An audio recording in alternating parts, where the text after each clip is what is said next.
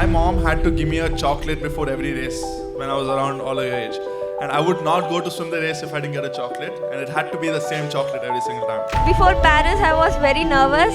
I didn't had any expectation on myself. Before my match, I always do some meditation, keep myself calm and focus on my match. Everyone said engineering and high performance sport can never go together. Now when I look back, it was possible. Normally we don't get this opportunity where they can see the past and they see the current. Physically we are very different. He holds the national record for the same event that I hold the national record. But the time difference is different because the hardware is different. I won't be satisfied with whatever I medal get. I always want to get more medal, even the golds. I think as an athlete, the best thing you learn is how to lose, because you lose a lot.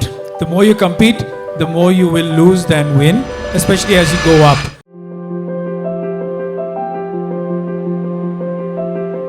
How you fell in love with sports apart from just sort of, and especially with So swimming. I had no idea what I was doing it too. So that's how it started. But I think I enjoyed the time I'd spent in the pool, and I think I started competing at the age of 4 or 5 in like small tournaments, nothing like this.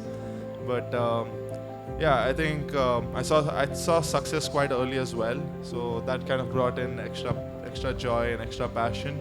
And I've always loved sports. Being naturally competitive and having a passion for sports, I think just led to me picking swimming to be my profession. Tilottama, I'm going to come to you next because he's just spoken about how it came very naturally to him. But unlike in your case, you tried karate, you tried volleyball, and now you're shooting professionally. How is that sort of journey been? Because of COVID, everything was shut down. That's when my dad came up with an idea. He said, why don't you try shooting? Well, even I didn't know that there's a sport called shooting until I started. So I said, why not? Let's give it a try. And that's how I started shooting.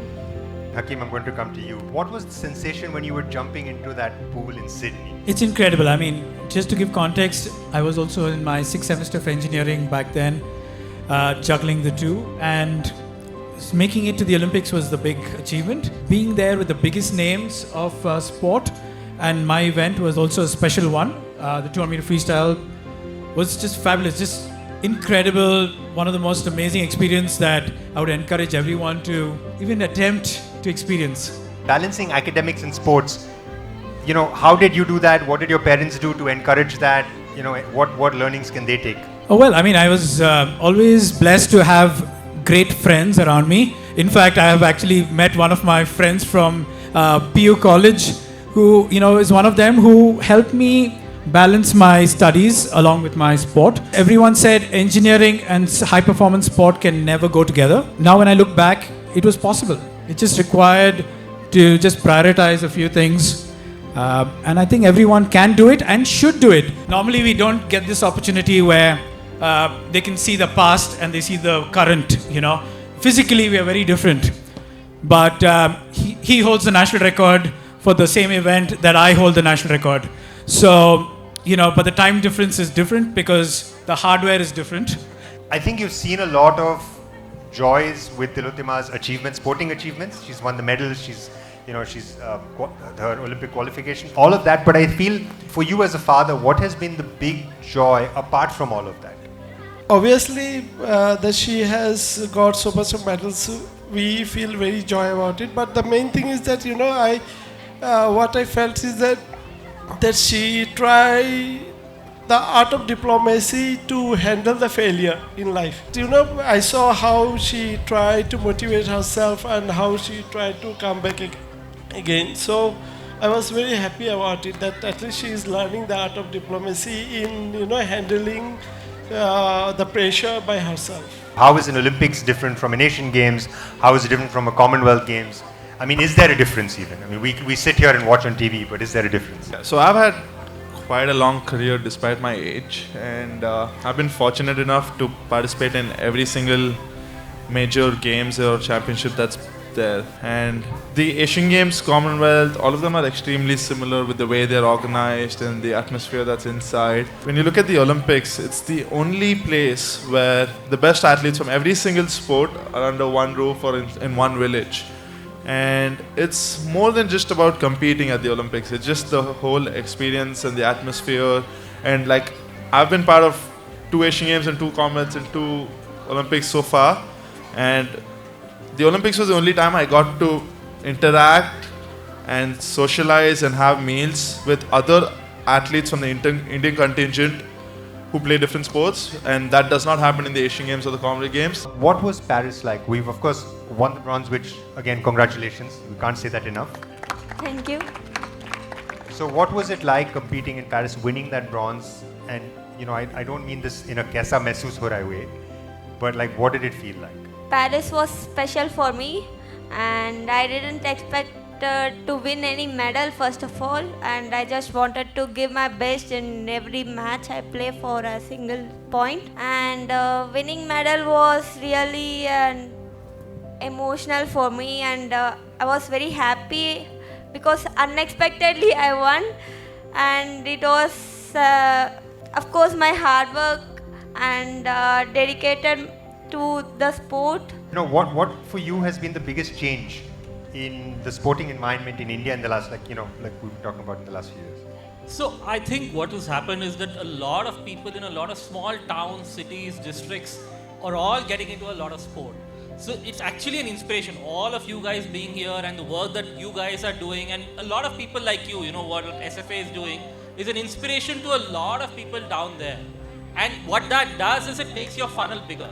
When your funnel is bigger, for him to spot talent becomes easier. That's what is happening. My name is Sandeep. My question is to all the athletes over here. Now we all celebrate success, right? I would want to understand, how do you bounce back from a failure?